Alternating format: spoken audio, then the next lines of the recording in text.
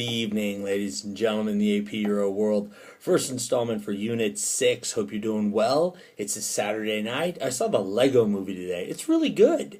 If you're sitting there going, I don't want to watch a movie about Lego. It's really good. Good messages, really a fun premise, and there's a really famous person in about the last 15 minutes. You go, wait a second, that's who that is. Okay, so here's how it's going to work. This part here, which starts off the study guide, is on synergy. We went through it word for word. So I'm not going to go over that part.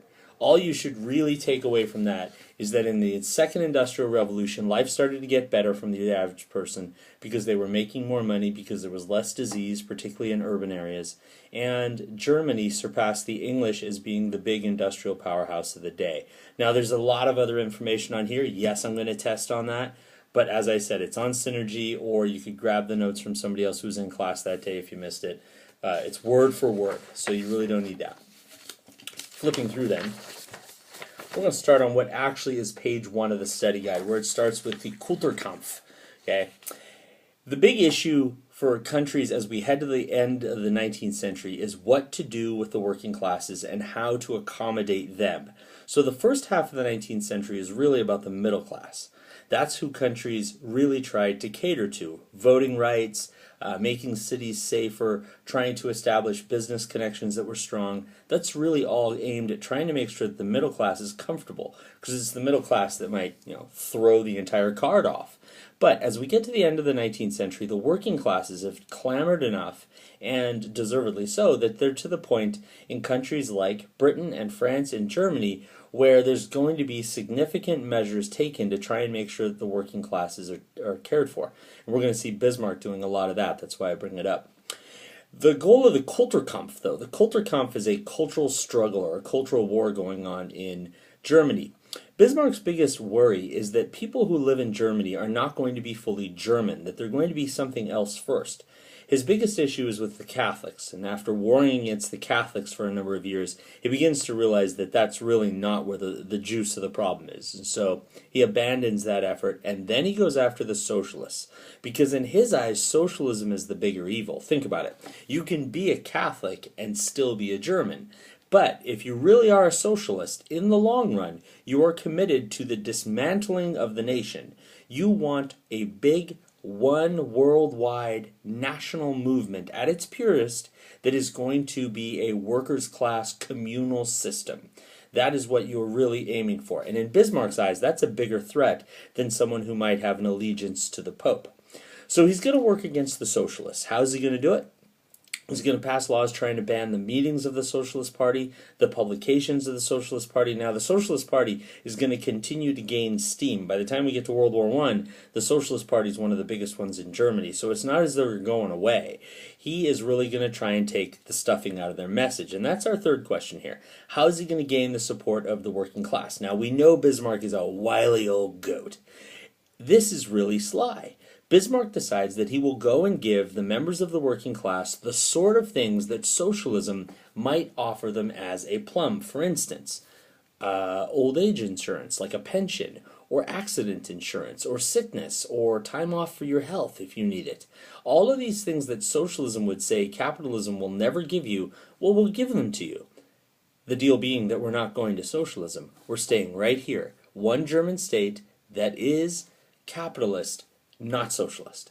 And so what Bismarck's trying to do here is what we might call co-opting the message. He's going and finding what the socialists are offering you, and he's giving it to you in some sense, and asking you to remain a part of Germany. That's a smart political move. That's what he's up to there. Rolling down the rest of the list here. We talk about the Curies. The Curies are working with the element radium and are big into radioactivity. Max Planck then finds that what we knew about energy and how it moved isn't right. Newton had told us that energy is sort of constant and consistent, and that's not the case according to Planck. It moves in quanta, or little packets that are dispersed in non-even patterns. Okay, Albert Einstein comes along and really throws it all off by proposing that there isn't a real continual sense of time and space, that those things are relative. You roll all three of those people into a ball, and here's what you have to take away. We don't know as much as we thought we did. By the time we got to the 19th century, if the Newtonian model is right, there isn't much left to do. Kind of the dotting of the I's and the crossing of the T's in a technical sense, or the application of those ideas to some other field. Not the case, though. Suddenly we begin to discover that the real elements themselves and the atoms and the molecules, there's a lot more going on than we knew. That's the big theme of this unit, right? That things might not be as straightforward as they seem. We continue on then with talking about Nietzsche.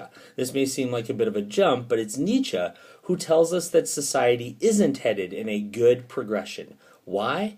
Because we've become soft. According to Nietzsche, society has really gone so whole hog on the Christian morality scene that we've lost the ability to really advance ourselves.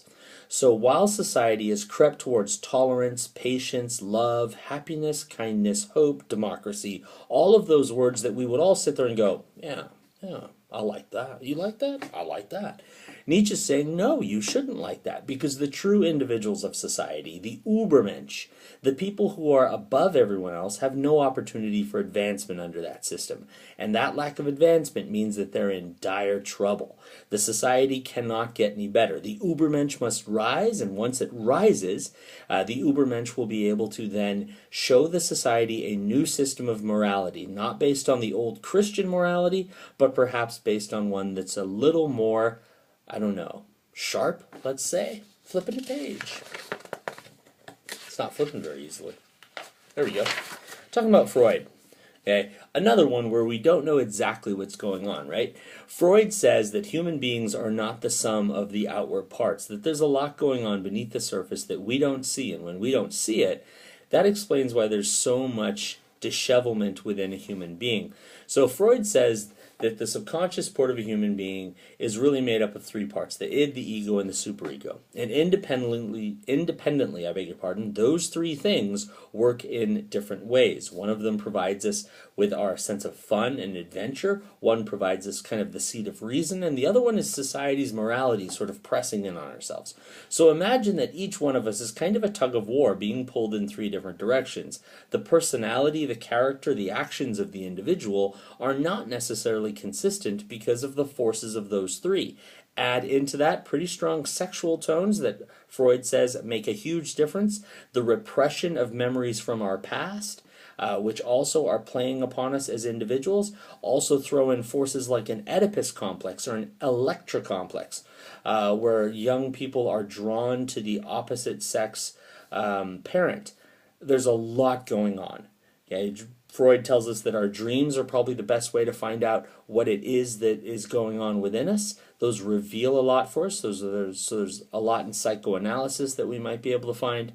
The truth be told, there's way more to Freud than all of us want to discover. But Freud does bring up a very relevant point, and that is that human beings really aren't predictable, and that there's a lot going on that we don't see. Moving down the page. We hit a new area of art here. We're going to start with the literature first, with Zola and Tolstoy. Zola and Tolstoy write works that really follow along the old realist tone, but with a little darker sense, that life perhaps isn't so noble or so brilliant because it is a struggle. Both of them believe that the environment and your hereditary factors might well determine the way you're going. So, in a sense, a human being, again, isn't really responsible for the path and the course of their life. They may be tugged and pulled in different ways by environmental factors or by their parents, by genetics. All of those are playing a role in us, and we as individuals may not be the captains of our own ship, to put it that way. How did Impressionist painting differ from prior work? Well, Impressionist painting is kind of the turning of the corner. We are no longer interested in what is exactly what we can see, but what we can feel. And the first to really make the big splash here is Monet, whose Impression Sunset is a way of seeing the world. Impression Sunrise, I beg your pardon. A way of seeing the world and saying, this is as I feel it. This is not as I see it. So it is not about the incredible detail that we might have seen before. Now, shortly after that, in the Impressionists, or a pretty short span of time, we get the Post-Impressionist movement, when we're going to see guys like Van Gogh come along, and we're going to use that same vibrant color that we had with the Impressionists, but the Post-Impressionists have more structure and more form. That's why one of the movements that's going to push off of here is the Cubist movement. Pablo Picasso's movement using cones and spheres and rectangles and taking apart things and then putting them back together from various angles. It's a little funky looking, but certainly it's a different attempt at representing what we see. Flipping the page, the Pankhursts. The Pankhursts are suffragists. They're women who are interested in trying to push for the vote, and they are willing to do whatever it takes. Militant. Okay, maybe you need to burn something. Maybe you need to blow something up. Maybe you need to throw something at someone. Okay, that is the way to go. Now, there are other women. Emily Davison, we saw that video in class, right? Davison at the Epsom Derby, getting run over by the horse. We talked about Millicent Fawcett, who really proposed kind of a more responsible, traditional route. Write a letter, petition your parliamentarian, do something that a man might do in order to try and get the vote. We also talked about the issue of the Jewish question and what to do with Jews within Europe during the period. The Dreyfus affair reveals that there's a lot of latent anti-Semitism going on in France, right? Dreyfus is this army captain who is falsely accused of having spied for the Germans. And if you're a Frenchman, the memory of the Franco-Prussian War, the stinging defeat of the Franco-Prussian War is fresh in the mind. And it really brings to mind the fact that you got hammered and you don't know why. Dreyfus is a nice scapegoat for that. Why did we lose? We lost because a Jewish person cheated and gave the other team the answers, and that's why we lost. Now, eventually, Dreyfus is going to be exonerated for these crimes, and it's a whole lot of egg on the French face. But what it brings up to us is this sense that there's not a clear settlement on the Jewish issue in French society. The equality that people might think was there, it wasn't. That leads people like Theodor Herzl to say that perhaps we're asking too much of European society. Maybe we can never, ever really get completely along, and it's time we left. Herzl proposes that European society needs to simply get rid of the Jews. The Jews need to pick up and go back to Palestine and set up their own homeland, and that's where all the Jews would live, and that way they would be free and equal. The last thing we'll talk about here is the Russian Revolution in 1905, which is kind of a prequel to the big Russian Revolution in 1917. The Russians, as you remember, lost in the Crimean War, and then under Alexander II had a big phase of reform, which went away under Alexander III, and so then Nicholas II, the big last of the Russian czars, puts in an industrial phase, in order to try and catch up. Now, they build railroads, they focus on steel and coal, all good, but not nearly enough to catch up with the French and the British, the big guns of Western Europe. But it does begin to give the Russians an industrial sense. In a way, that might be a disadvantage. The push towards industry starts to show that Russia's going to have the problems you have in an industrial revolution. You're going to have urbanization and crowding. You're going to have food shortages. You're going to have a lower life expectancy. Roll all of those things into a 1905 loss to the Japanese in a naval battle in the Pacific, and suddenly Nicholas II is under a lot of pressure. Protesters marching in January of 1905 were shot at by the Tsar's troops, and when hundreds of them died, the faith that the Russian people had had in Nicholas began to fizzle away. How does Nicholas avoid even bigger problems? Well, the people are headed for the streets. There are strikes, there are riots, they want change. Nicholas buddies up with the middle class, puts together what's called the October Manifesto, guaranteeing civil liberties, and also creates an elected body called the Duma, D-U-M-A, neither of which is really going to do a lot of good because the civil liberties only really help the middle class, and the Duma is going to be disbanded a few years afterwards because Nicholas gets tired of them making so many suggestions. That's kind of weird because their job is to make suggestions. Right. Okay. Well, that's going to be the end of this video here. We're going to pick up with imperialism the next time that we talk, and it will be imperialism and a couple more pages, and then we're going to be out with this unit. Have a good night, folks.